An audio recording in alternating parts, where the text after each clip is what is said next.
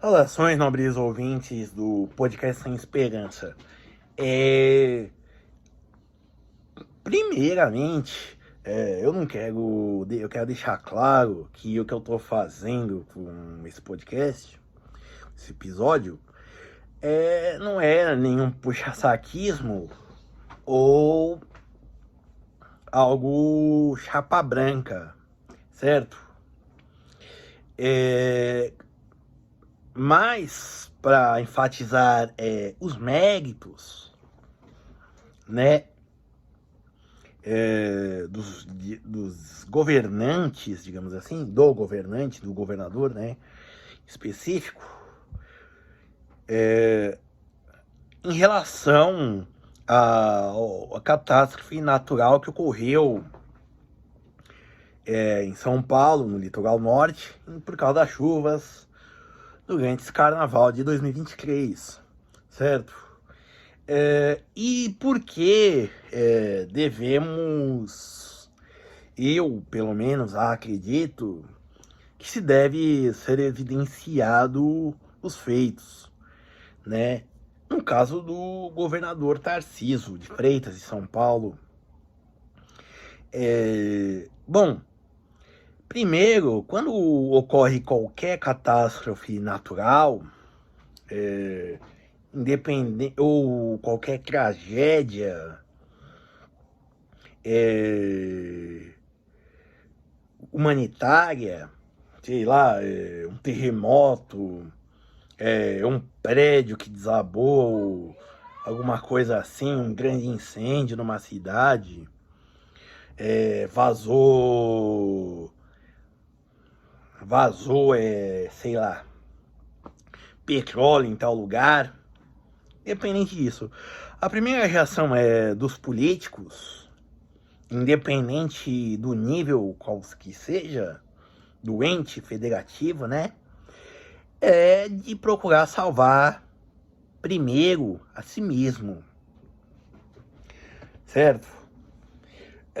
E não foi o caso do governador Tarcísio de Freitas, certo?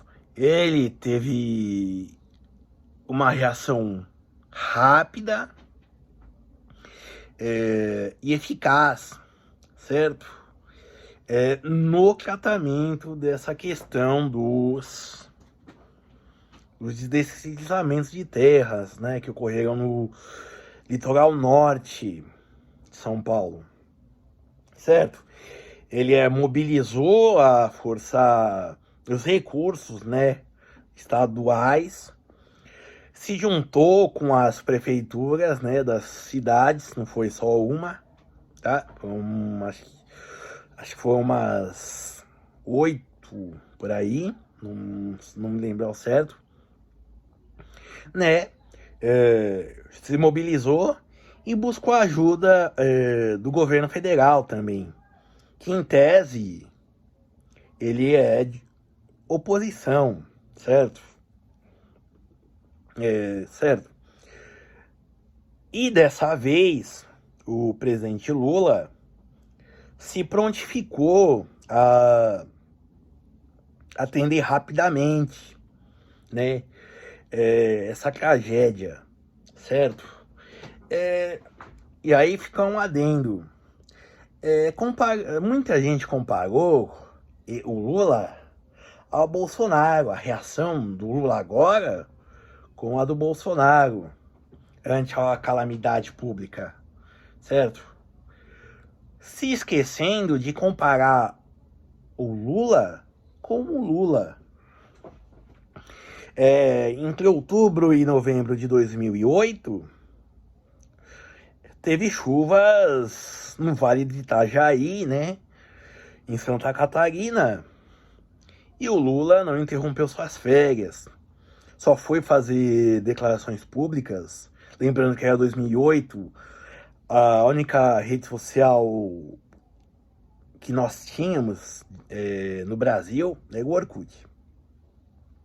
E ele não permitia lançar o textão assim para ser compartilhado, tá? Bom, mas isso não é o caso.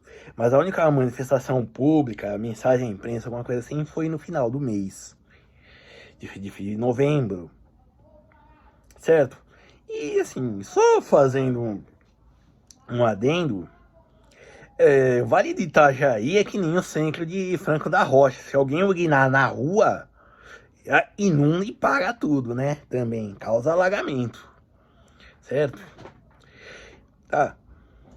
Bom, mas voltando à ação do governador Tarcísio.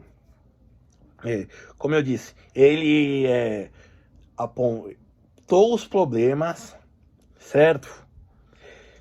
Falou as reações que ele teve para solucionar, remediar os problemas,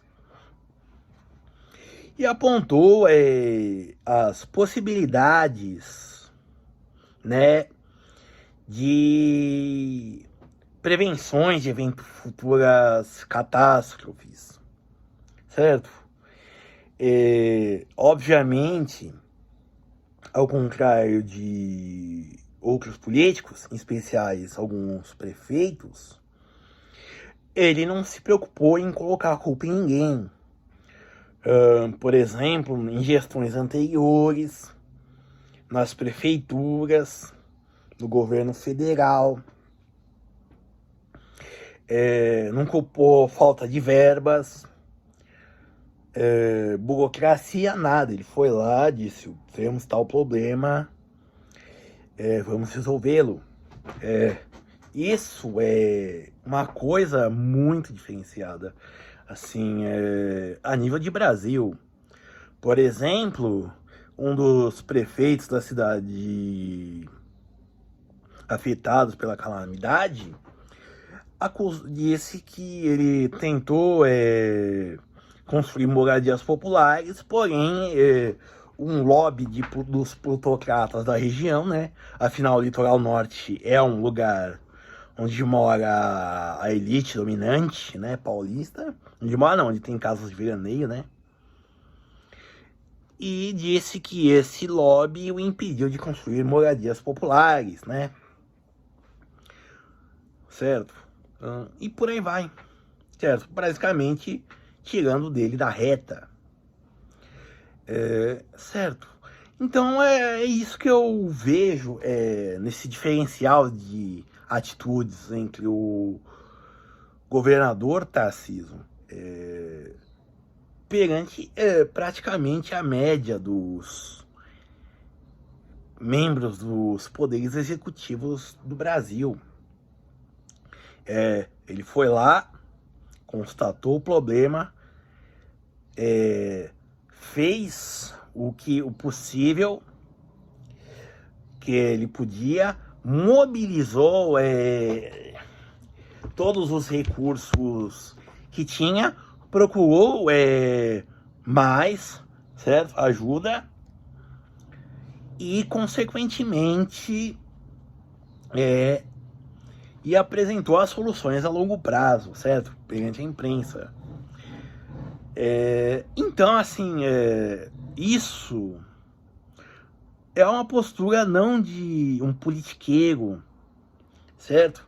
Mas de um estadista, que é algo que, de certa forma, esse país está carente.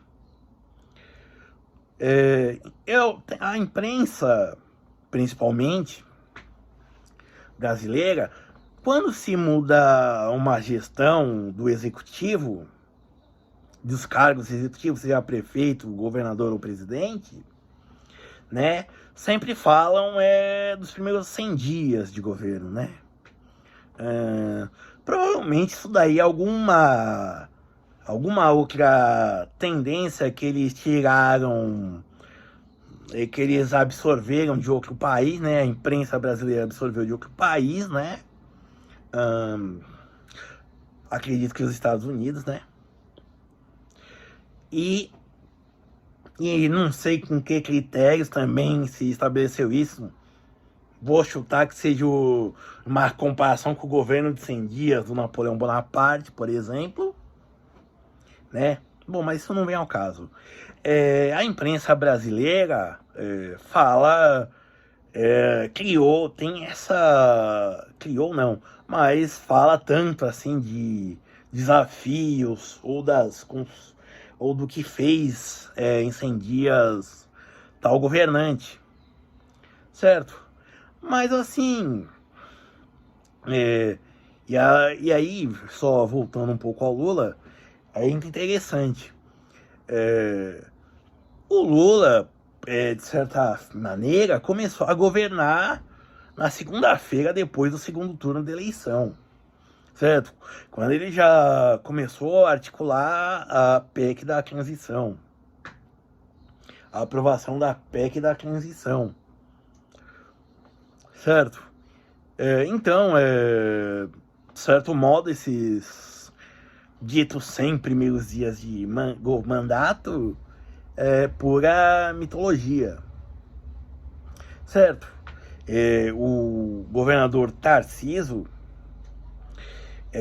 fez em menos tempo, mostrou que ele já fez diferente, que ele trouxe novidades. Falando particularmente da minha área, sou da educação, ele nomeou um secretário que já começou com o pé direito, na minha opinião. Por exemplo, a cada mudança de governo, apesar de ter basicamente alternado entre o José Serra e o Geraldo Alckmin, né, com exceção quando os vices assumiam, e aí terminou com o João Dória, né, o Tucanato. Basicamente, a cada gestão, a cada novo secretário vinha um novo modismo pedagógico. E esse secretário não. Ele não trouxe nenhum novo modismo pedagógico. Óbvio, porém, né? Ele não espantou os vigaristas pedagógicos, nem os lobistas da Secretaria de Educação.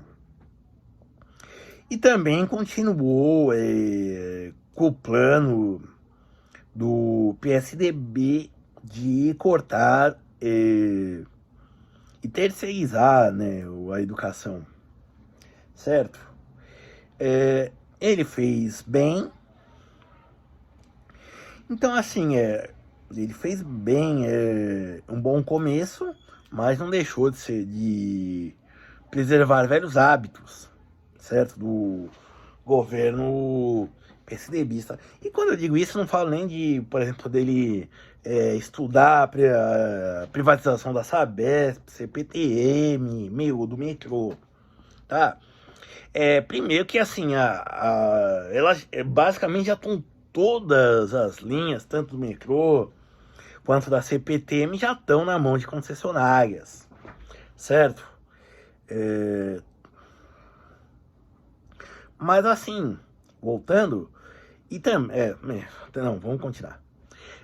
E também, para continuar, o governador Tarcísio, ele também não tem muita margem de manobra na LESP, né, Assembleia Legislativa de São Paulo. Ou ele, como se diz, ou ele se junta à maioria do PSDB, né, a maioria dos deputados estaduais do PSDB, né, apesar de ter também muitos do PL e muitos do Republicano, né, que é o partido dele.